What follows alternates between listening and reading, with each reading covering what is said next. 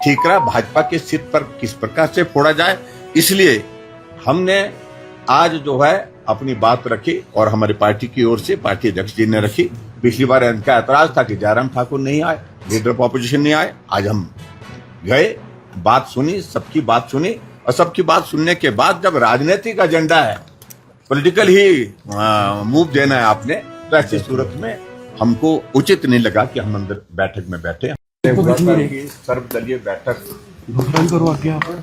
का आयोजन किया जाए और जिसमें भारतीय जनता पार्टी के हमारे सम्मानीय अध्यक्ष डॉक्टर राजीव बिंदल जी, हमारे साथ में माननीय विधायकगण भी साथ में थे और मैं भी उसका हिस्सा था। विषय था कि रेवेन्यू डेफिसिट ग्रांट के कारण जो फाइनेंशियल क्राइसिस हिमाचल प्रदेश में उस सारे में हम किस प्रकार से आगे बढ़े, किस प्रकार से हम केंद्र सरकार से रेवेन्यू डेफिसिट ग्रांट को फिर पुनः बहाल करके जो है हिमाचल प्रदेश की आर्थिकी में जो सहयोग होता है उसके लिए रास्ता निकालें। लेकिन सारी बातों को लेकर के जो प्रेजेंटेशन फाइनेंस सेक्रेटरी के माध्यम से दी गई, उसमें भी बहुत सारे फैक्ट्स जो है वो मिसलीडिंग है। और इसके अतिरिक्त मैं ये भी कहना चाहता हूं कि इस प्रकार के माहौल के लिए मुख्यमंत्री जी ने वातावरण ही पहले दिन से रखा नहीं कि हम मिलकर के हिमाचल प्रदेश में काम करें। प्रदेश सबका है, ना कांग्रेस का है, ना भाजपा का है, ना सीपीएम का है, ना सीपीआई का है, सबका हिमाचल वासियों का है। फिर भी हम हिमाचल हित को लेकर के सरकार का पक्ष क्या है रेवेन्यू डेफिसिट ग्रांट पर आपने विचार क्या किया है, इस सारी चीज को जानने के लिए आज इस बैठक में शामिल हुए। लेकिन फिर हट फिर करके कि अधिकार और केंद्र सरकार, इन सारी बातों के बीच में ही बात रही कि हमको गलत किया गया, गलत ये रेवेन्यू डेफिसिट ग्रांट बंद कर दी गई और उसके कारण जो है शब्दों का भी कई जगह ऐसा चयन हुआ जिसके कारण व्यवहार के, केंद्र सरकार के व्यवहार के बारे में भी बातें कुछ लोगों ने टिप्पणी की, उस पर मैं बहुत ज्यादा जाना नहीं चाहता। लेकिन हमारा मत बड़ा स्पष्ट पहले दिन से है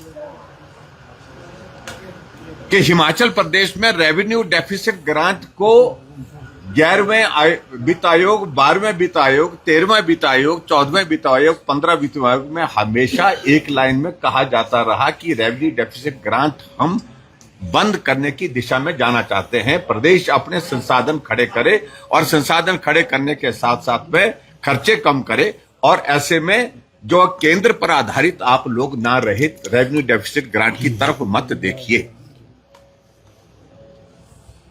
और पिछली बार अगर मैं 13वें वित्त आयोग की बात करूं, 30th फाइनेंस कमीशन में आपने देखा कि मनमोहन सिंह जी की सरकार थी, कांग्रेस की सरकार थी, जो 2010 से 2015 तक रहा।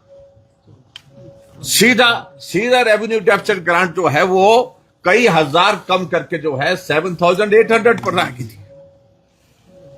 उस वक्त भी हिमाचल प्रदेश में आर्थिक संकट था, लेकिन ऐसा रोना धोना नहीं हुआ जो वर्तमान में जो आरोप प्रत्यारोप लगाने की कोशिश हो रही है सरकार की ओर से। तैयारी की गई सारी सिचुएशन को हैंडल करने के लिए और सिचुएशन के दौर में से हिमाचल आगे बढ़ा। 14th फाइनेंस कमीशन में 40,000 करोड़ रुपए हिमाचल प्रदेश को मिला। कौन थे उस वक्त केंद्र में सरकार में? 15 से 2000 का मोदी जी प्रधानमंत्री बने। हाईएस्ट रेवेन्यू डेफिसिट ग्रांट उस वक्त हिमाचल प्रदेश को मिली और हिमाचल प्रदेश में सरकार किसकी थी उस वक्त? कांग्रेस पार्टी की सरकार थी। इस बात को भी आपको मानना पड़ेगा। और उसके बाद 15th फाइनेंस कमीशन में जब मैं मुख्यमंत्री था 2020 से 2025 के लिए जो फाइनेंस कमीशन बैठा, उस वक्त रेवेन्यू डेफिसिट ग्रांट के लिए यही पीटर हॉफ ने जब प्रेजेंटेशन दी तो बिग नो कहा चेयरमैन फाइनेंस कमीशन ने कि नहीं होगा, बहुत मुश्किल है। लेकिन हम सब लोगों ने तर्क रखा, कोविड का दौर है और कोविड के दौर में हमें संकट है, हमें मदद चाहिए इस वक्त। और पूरे देश भर में उन्होंने कहा कि कोविड हिमाचल प्रदेश में नहीं है, पूरे देश भर में कोविड है, देश की आर्थिकी भी कमजोर हुई है, लेकिन उसके बावजूद तर्क के साथ बात रखी और उसमें हमको रेवेन्यू डेफिसिट ग्रांट जो है अच्छा मिला, 37,200 करोड़ रुपीज, 37,200 करोड़ रुपीज का मिला। और वो पूरे देश भर में वन ऑफ द हाईएस्ट इसमें रेवेन्यू डेफिसिट ग्रांट की इसमें आया था उसमें। लेकिन एक बात उन्होंने कही कि आपकी बात, हमने कहा था एक ही बात को, एक झटके में मत करो खत्म, आप एक झटके में खत्म मत करिए। और ऐसे में फाइनेंस कमीशन ने उस वक्त किया कि हम इसको टेपर डाउन करते हैं। हमने टेपर डाउन किया, शुरू के साल में ज्यादा, फिर उसके बाद कम कम कम, इस प्रकार से ये स्थिति हमारे सामने आई। ये कुल मिलाकर के रेवेन्यू डेफिसिट ग्रांट की ओर से बड़ा क्लियर कट एक इंडिकेशन था फाइनेंस कमीशन का कि आने वाले समय में रेवेन्यू डेफिसिट ग्रांट जो है बंद करने की दिशा में केंद्र मन बना रहा है।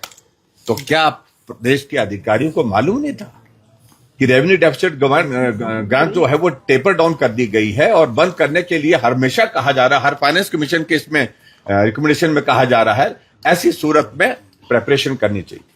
आप सरकार में बने, पहले दिन आपने सरकार बनने के बाद हमारे भारतीय जनता पार्टी के सरकार के जो डेवलपमेंट के इंस्टीट्यूशन थे वो बंद कर दिए। आज तक 2000 संस्थान हिमाचल प्रदेश में बंद कर दिए हैं। हिमाचल प्रदेश में जो हमारी स्कीम्स थी, उन स्कीम्स को आपने एक एक को जो है स्टार्व किया, उनको एक एक को बंद किया है और अपनी योजनाओं के लिए आप पैसे खर्चने के लिए आगे बढ़ रहे हैं। ऐसे में कुल मिलाकर के ये पॉलिटिकल कंजम्पशन के लिए ही सारी चीजें की जा रही है। रास्ता अब जो है ठीकरा फोड़ने के लिए क्या निकाला जाए ताकि भाजपा के सिर पर ठीकरा फोड़ा जा सके। मैं आपको बता रहा हूं एक बात को लेकर के।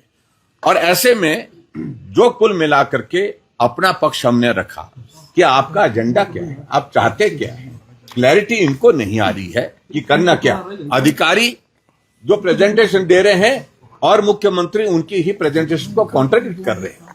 फैक्चुअल पोजीशन क्या है?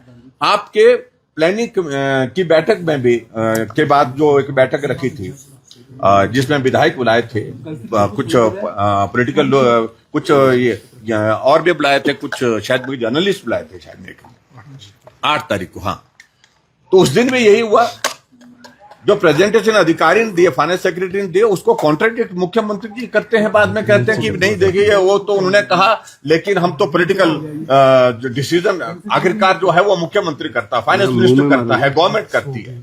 और कल भी कैबिनेट की बैठक में प्रेजेंटेशन होने के बाद फिर बाद में जब पूछा गया तो फिर यही कहा मंत्री महोदय जी ने, जो पार्लियामेंट्री अफेयर मिनिस्टर, उन्होंने कहा कि नहीं, अधिकारी पक्ष रखते हैं, अपनी बात रखते हैं, लेकिन फैसला सरकार लेती है। आप फैसला करें, आप तय करो क्या करना है।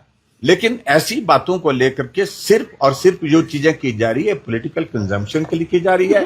ठीकरा भाजपा के सिर पर किस प्रकार से फोड़ा जाए, इसलिए हमने आज जो है अपनी बात रखी और हमारी पार्टी की ओर से पार्टी अध्यक्ष जी ने रखी। पिछली बार इनका ऐतराज था कि जयराम ठाकुर नहीं आए, लीडर ऑफ ऑपोजिशन नहीं आए। आज हम गए, बात सुनी, सबकी बात सुनी, और सबकी बात सुनने के बाद जब राजनीतिक एजेंडा है, पॉलिटिकल ही मूव देना है आपने, तो ऐसी सूरत में हमको उचित नहीं लगा कि हम अंदर बैठक में बैठे। हम बैठक से